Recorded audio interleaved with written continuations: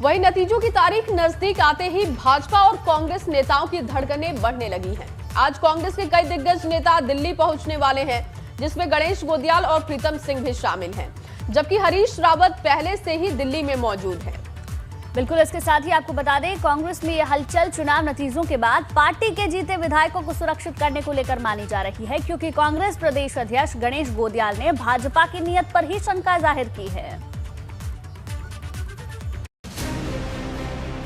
अगर किसी इलाके में चोरी होती है तो प्रथम दृष्टया उस इलाके के जो रजिस्टर्ड चोर होते हैं उन्हीं पर सक जाता है कुछ नहीं किया। अविश्वास क्यों है? आखिर कांग्रेस ने टिकट किसको दिए? कांग्रेसियों को दिए या व्यापारियों को दिए?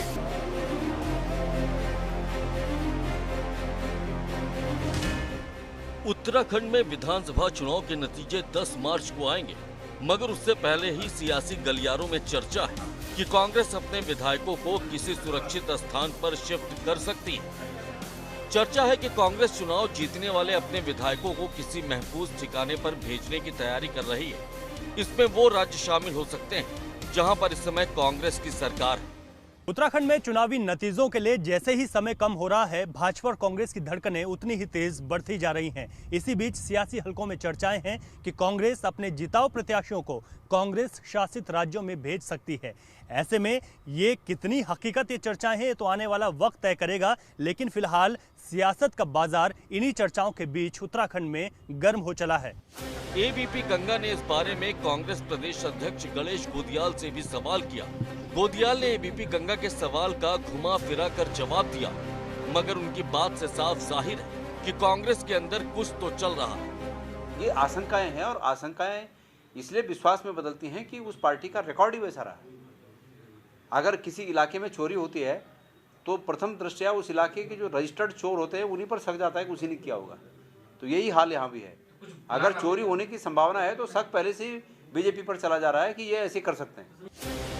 अभी विधानसभा चुनाव का रिजल्ट नहीं आया, मगर अभी से कांग्रेस नेताओं के मन में आशंका के बादल मंडरा रहे हैं। भाजपा इसे लेकर कांग्रेस पर तंज कस रही। हाँ, उनके विधायक ठीक ठाक संख्या में आ रहे होंगे, लेकिन वो सत्ता के इर्द गिर्द नहीं पहुंच रहे।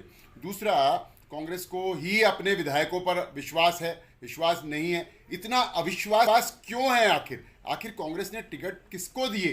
कांग्रेसियों को दिए या व्यापारियों को दिए या अवसरवादियों को दिए? तो ये बड़ा दुखद पहलू है कि माननीय विधायकगण माननीय होते हैं, वो कोई भेड़ नहीं है। उत्तराखंड में जोड़ तोड़ की राजनीति कोई नई बात नहीं है। एक तरफ जनता हर 5 साल में सरकार बदल देती है, उसी तरह से नेताओं का भी कोई भरोसा नहीं है कि वो कब पाला बदल ले। ऐसी कई सीटें हैं जहां पर भाजपा और कांग्रेस के बीच मुकाबला कड़ा है। जाहिर है कि हर एक सीट पर जीत के खास मायने हैं। कांग्रेस के जिताऊ प्रत्याशियों को अज्ञातवास में भेजने की चर्चाओं में कितना दम है, ये तो आने वाला वक्त तय कर ही देगा, लेकिन बीजेपी सियासी अटकलों पर जरूर चुटकी लेती भी नजर आ रही है। भाजपा ने आरोप लगाया है कि कांग्रेस को अपने ही लोगों पर विश्वास नहीं है। वहीं कांग्रेस ने अभी इन सियासी अटकलों को बिल्कुल निराधार बताया है, लेकिन बातों ही बातों में कांग्रेस के प्रदेश अध्यक्ष गणेश गोदियाल ये भी कह गए कि भाजपा है, कुछ भी कर सकती है। इसके लिए उनके पास पूरा प्लान तैयार है, जिसको वो फिलहाल अभी सार्वजनिक नहीं करना चाहते। अपने सहयोगी क्रिस्टोफर लॉरेंस के साथ रवि कैंथुरा, एबीपी गंगा, देहरादून। और इसी खबर पर ज्यादा जानकारी के साथ देहरादून से मेरे सहयोगी रवि कैंथुरा मौजूद हैं। उनसे ज्यादा जानकारी लेते हैं, अपडेट लेते हैं। रवि, अभी तो नतीजे आने में वक्त है कुछ, लेकिन उससे पहले ही अब आरोप का सिलसिला शुरू हो गया है कांग्रेस की तरफ से कि भाजपा सेंधमारी कर सकती है, और इसके लिए मीटिंग भी बुलाई जा रही है दिल्ली में। मुलाकात होगी और कैसे अपने नेताओं को बचाना है भाजपा से, इसकी रणनीति तैयार होगी कांग्रेस में। जी बिल्कुल, निश्चित तौर पर देखिए, अब बहुत कम वक्त बचा है, मतगणना होनी और चुनावी परिणाम अब सबके सामने होंगे 10 मार्च को। लेकिन उससे पहले, क्योंकि ये नई बात नहीं है, कांग्रेस को भय इस बात का भी है क्योंकि हम कर्नाटक मॉडल की बात करें, राजस्थान मॉडल की बात करें, तो यहाँ पर इस तरीके से मध्य प्रदेश में इस तरीके की तोड़फोड़ हुई है। और यही वजह है कि कांग्रेस इस बार जो है यहाँ पर इसी वजह से घबराई हुई भी जरूर दिखाई दे रही है।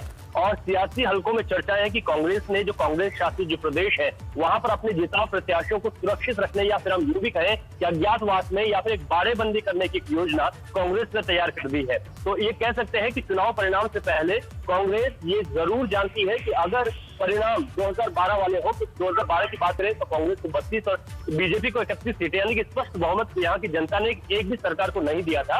ऐसे में सेंधमारी और तोड़फोड़ की राजनीति हो सकती है। निर्दलीयों पर भी नजर है, इसके अलावा बसपा और जो अन्य पार्टियां हैं उनके जिताऊ प्रत्याशियों पर भी नजर है। तो इस तरीके की अगर समीकरण बनते हैं तो कांग्रेस यहाँ पर जरूर घबराई हुई है और उसका आरोप है कि बीजेपी कुछ भी कर सकती है। हालांकि अभी उनका क्या प्लान है इसको सार्वजनिक नहीं करना चाहते, लेकिन इस तरीके के सियासी हलकों में चर्चाएं हैं कि चुनाव से पहले कांग्रेस इन तमाम समीकरणों को बैठाना चाहती है। और इस बार क्योंकि कांग्रेस आश्वस्त दिखाई दे रही है अपनी जीत को लेकर, तो चाहती है कि जो भी समीकरण बने उसमें किसी भी तरीके की सेंधमारी ना हो। हालांकि बिल्कुल रवि, देखिए रणनीति तो तैयार की जा रही है, लेकिन अब रणनीति काम कितनी आएगी ये पता चलेगा जिस दिन नतीजे आएंगे, यानी कि 10 मार्च को। थोड़ा सा इंतजार करना होगा हमें भी और तमाम सियासी दिग्गजों को भी। शुक्रिया आपका जानकारी के लिए।